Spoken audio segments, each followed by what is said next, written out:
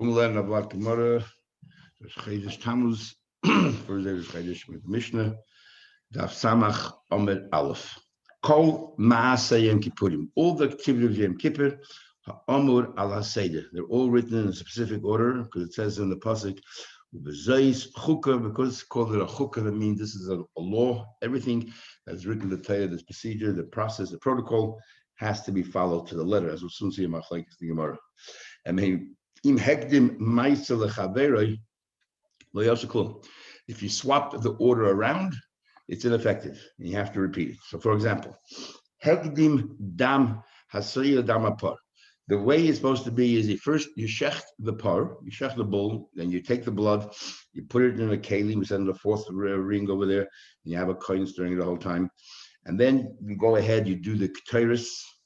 Then you take the blood of the par, you go into the Kodesh HaKadoshim, you sprinkle it inside the Kodesh HaKadoshim, you then go out and you slaughter the goat, and you take the blood of the goat and you go back into the Kodesh HaKadoshim and you do the sprinkling, the 1 and 7, and then you go into the Kodesh and you spray it against the curtain, first the bull and then the goat, and then you go to Mivei Chazav.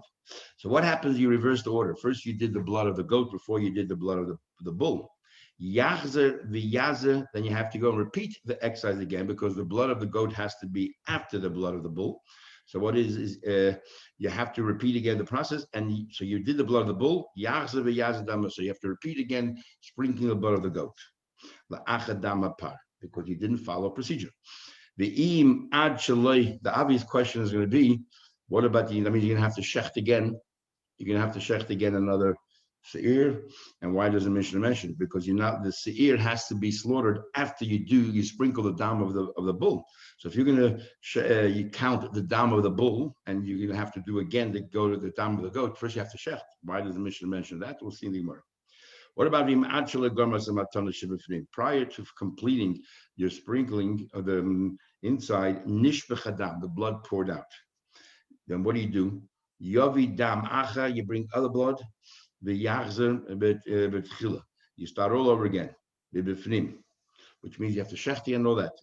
The same procedure is if the same thing happens, you've completed the sprinkling of the blood in the Kodesh HaKadoshim, and then you went to the Heichel to sprinkle against the Paroiches, and then suddenly the blood spilled out. You got to do it again, but only start from the room of the Heichel. You completed the Kodesh HaKadoshim, you don't have to repeat that again. If you completed the Heichel, now the same thing happens with Bechazov, you just do Bechazov. So Kulan Kapara Bifnei Atzmo. Each one is separate. So if you're, let's say, doing the 1 and 7 and sprinkle number 4, the blood spilled out, you got to start again the 1 and 7, but only in that area where you're at. Now, Belazar of Shimon, they disagree. They hold you don't have to repeat at all. They hold Mimakum Shapasik Mishama Maschil. Let's say you're up to sprinkle number 4 by the Pareches. When you get the new blood, you just continue for sprinkle number 4. Okay, says let's understand all the Talabam we learned in the Braisa, Kol Maaseh Yom Kippurim Ha'amur Ala Seder. All the Yom Kippur is written in a specific order. Im hekdim ma'aseh lechaverei. If you prioritize any particular ma'aseh in the wrong way, le'aseh klum, that activity didn't happen, you have to repeat it. Now, but Rabbi Yehuda says, Amos, I say it's limited only b'dvorim hanasim b'bigdei lavan mibifnim. Rabbi Yehuda says this only applies to activities that the Kohen Gadol did wearing the 4 special garments for Yom Kippur, the white clothes, and only those activities that happen in the Kodesh HaKadoshim. But anything that happens, let's say, even wearing those special clothes, but on the outside, for example, the goyrel, for example, saying vidui, for example, we learned pouring out the balance on the base of the mizbech, or the sprinkling of the pareches, which takes place outside the Kodesh HaKadoshim, or the bechazav. All of those, if you reverse the order, you swap the order. If you change the order around in any particular way, it's all right. The only thing that the Torah is makpid on, is very particular about, is activities inside the Kodesh HaKadoshim. And the Chemish agrees. He says any activity the Kohen Gadol does wearing the white clothes is included.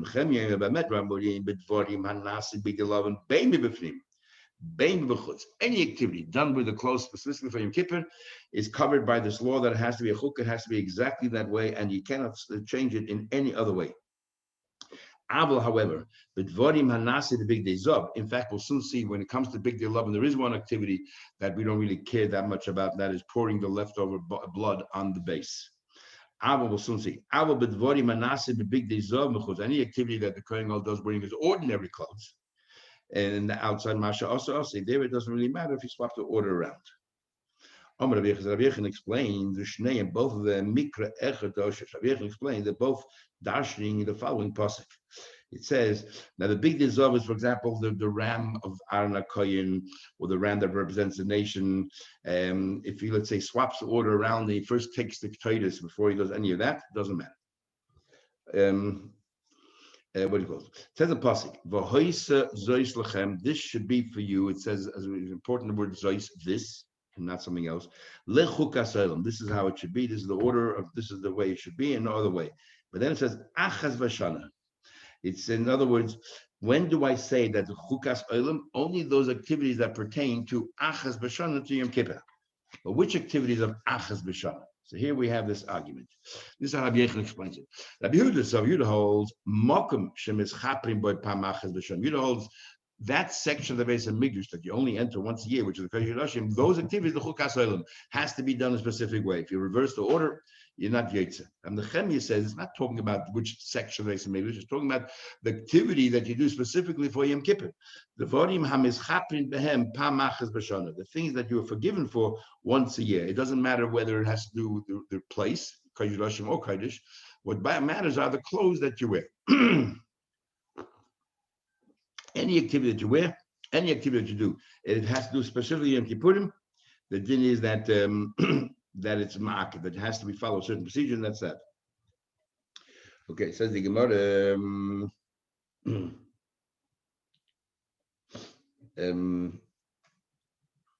do you call it? Sorry. Rabbi Yehuda mocking. See, we don't even understand Rabbi Yechon's explanation of Rabbi Yehuda. Where does it say in the pasuk achaz v'shana? That means one place in the base of Mikdash. It says once a year. The activity you do once a year, and the Chemia seems to be right. What's the logic of Rabbi Yehuda? What's his logic is? See what it says. It says another meat. It says this coming to limit further. Not only achaz v'shana, not all the activities of achaz v'shana, only zois, only this. To exclude what? Uksiv achas, and it says once. So there's two exclusions there. Chad lemuute big delavan mibechutz, v'chad lemuute big dezav. One is to tell you achas v'shana once a year, but not the clothes not the activities that take place with the clothes you wear throughout the year. And by saying zois within that once a year, only zois, only this, only those activities that are taking place inside the Kodesh HaKadoshim, not any activity that takes place outside the Kodesh HaKadoshim. Rab Nechemia, what does he do with the fact that you have two exclusionary notes? And Nechemia, chad lemuute big dezav. Yes, one of them is to exclude the ordinary clothes the Kohen Gadol wears every day of the year. Any activity there, it doesn't really matter the order. But the chad, the other one, lemuute shirayim dleimakle. The zayis is coming to exclude this one particular avodah that he wears, the white clothes, the big day lovon, and that is pouring the leftover blood. Pouring the leftover blood on the base of the mizbech, which we learned about yesterday. The argument where you do it. You do it on the west side of the mizbech or on the south side. Rabbi Yehuda disagrees. He said, "I don't understand." Manashich. If you tell me all the activities that the Kohen Gadol wears, the big day lovon, is critical and the order has to be followed, then what's the difference between Shirayim and Adam? They also have to be followed. That's no good. If you tell me the Shirayim is not a big deal, then Leimak, then nothing else is a big deal. I cannot see why would you separate the avodah of the leftover blood, pouring it on the base of his back, then all the other activities are the big day lovon. It's all or nothing. Kedetanya, in fact, we learned that Rabbi Yehuda says the following thing. Kedetanya, we learned Rabbi Kiva had an argument. Rabbi Yehuda. It says in Pasuk, "V'chila mechaper es hakodesh," that when he finishes, the Pasuk said when he finishes forgiving in the Kodesh Kodashim. So this is after he sprays the blood from the par and from the seir. And so on and so forth. And the Torah starts off before it goes right. It says, "V'chila mechaper." You concluded now of being mechaper the kodesh. So what exactly does it trying to say here? So we have a machlekes Rabbi Kiva and Rabbi Yehuda, which doesn't seem superficially. You can't seem to see any machlekes here. So "V'chila mechaper the kodesh." So Rabbi Kiva dash like this. Hone in on the word keeper, and he says like this: "Im keeper, if you did all your kapara, then kala, then you completed everything. You can move on.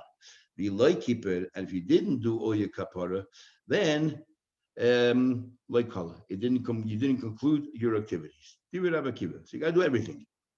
Rabbi says, why do you have to take the second word and hone in on the second word, hone in on the first word, and put the focus as follows? If you completed all your activities, then it did this, it did its kapara. And you like it, but if you didn't complete all your activities, then it did the kapara. So if you didn't finish all your activities, nothing happens. It's not completed yet, so therefore nothing happened.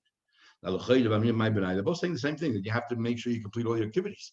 What's Rabbi Kiva honing in on the word kila, and why is he honing in on the word kippah? What's the difference? So we're going to prove now that they're going to be arguing about shirayim. It goes as follows. One of them says, the only difference is, how do you learn from the pasuk? They're both saying the same thing. You need to complete all your activities before the kapara takes effect. They both say the same thing. They're only arguing on the order. The other one says, the other one says that according to Rabbi Yehuda, because he says first the word kippah, that anything to do with kapara has to be done first. According to the word, according to Rabbi Akiva, the focus is on the word keeper. If you did the keeper, then kala, pouring the leftover blood on the base is not part of the kapara. So according to Rabbi Akiva, if you didn't do it, no big deal. You still completed your other avodas, and therefore the kapara takes place. According to Rabbi Yehuda, the emphasis is kila. Did you complete all your tasks?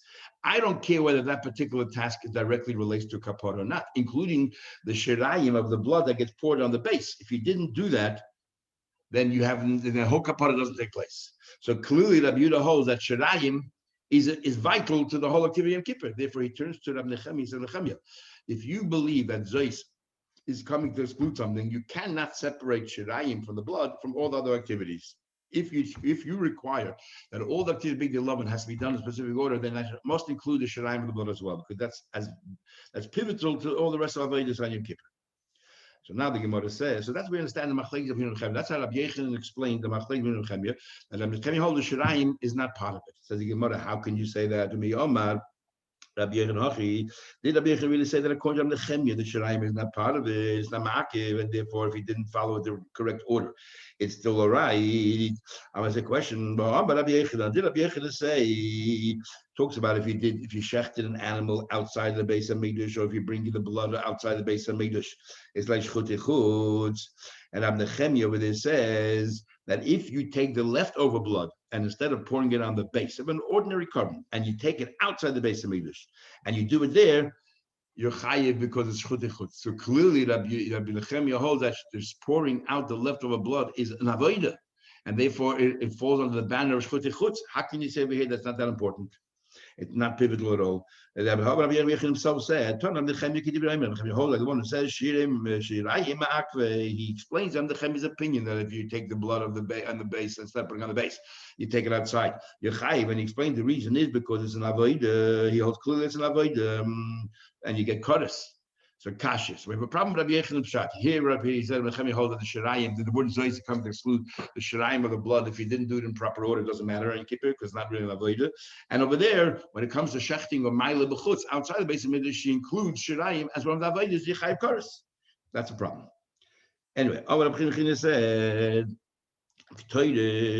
now remember the way the procedure is: you shech the bull. And after you shech the bull, you put the blood down.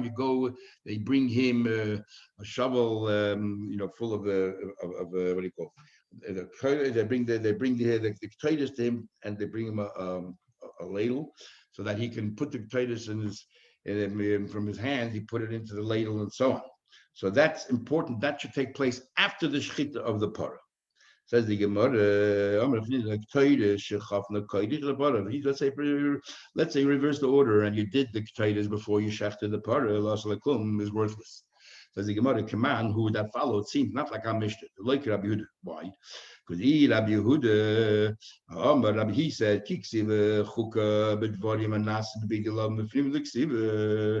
Rabbi Yehuda said, does not follow Rabbi Yehuda. Rabbi Yehuda says that the only things you just said here, that the Titus, which was done outside, right? They brought you from the base of Tinnis, they brought you the Titus, and then you took the 2 handfuls, and that was an activity outside. And it says there that if you did that activity in the wrong place, out of sequence, that you did that before you did the Shechita Par, it's also like klum. But Rabbi Yehuda said that according to Nechemi makes sense, because any activity he wears big day lovin is important you follow the protocol. But Rabbi Yehuda says only the activities inside the Kodesh HaKadoshim. This activity took place outside. So it doesn't really matter if you change the sequence. And yet it says that you're apostle. So it must be Rabbi Chanina disagrees Rabbi Yehuda. The Rabbi Yehuda Ha'amad, he says, Kiksi v'chuka b'dvorim ha'nasabit yelom mifnim hudiksiva. Only those activities took place inside the Kodesh HaKadoshim. Says Gemara, no raya. I feel time Rabbi Yehuda. Soyrech prim. Any activity which is necessary, you need the Ketaitis in order. What does he do with the Ketaitis? He goes into the Kodesh HaKadoshim, and there he puts the Ketaitis on the shovel of coal. So therefore, because this activity, even though it took place outside, is necessary, a necessary step, a prerequisite before you go to Kodesh HaKadoshim, Rabbi Yehuda's made that order is also very important.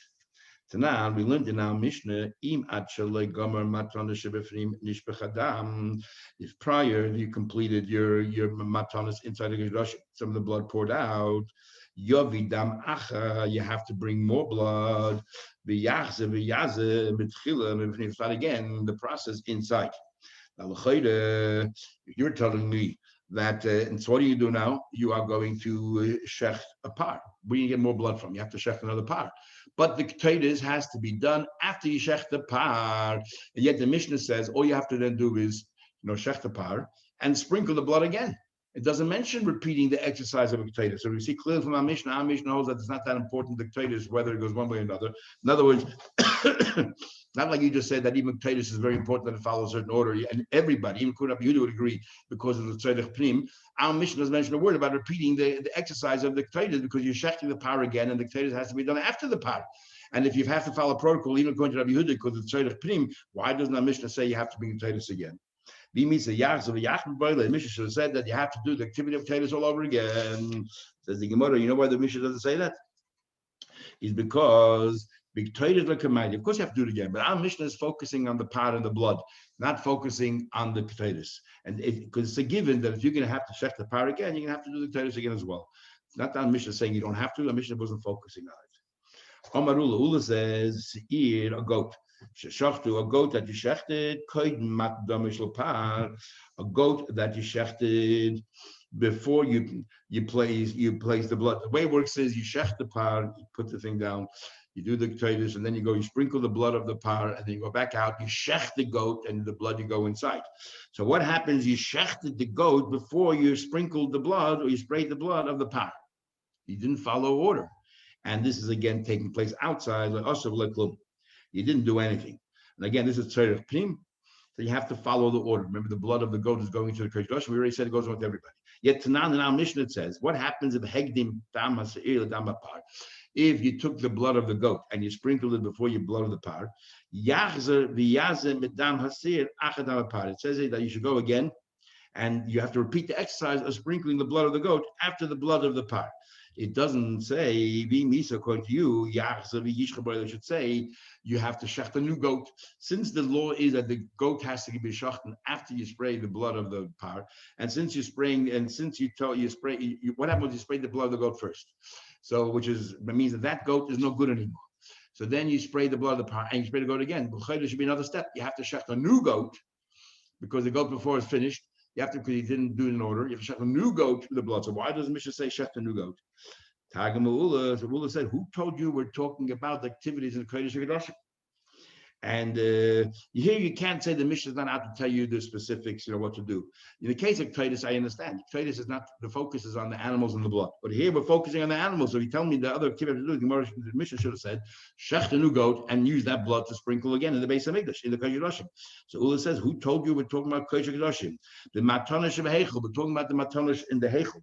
And matan, which means that in the Kodesh HaKadoshim you did it correctly. You shechted the par, you used the blood of the par. Your lady shechted the goat, you used the blood of the goat. That order was done correctly. In the heichel doesn't matter anymore.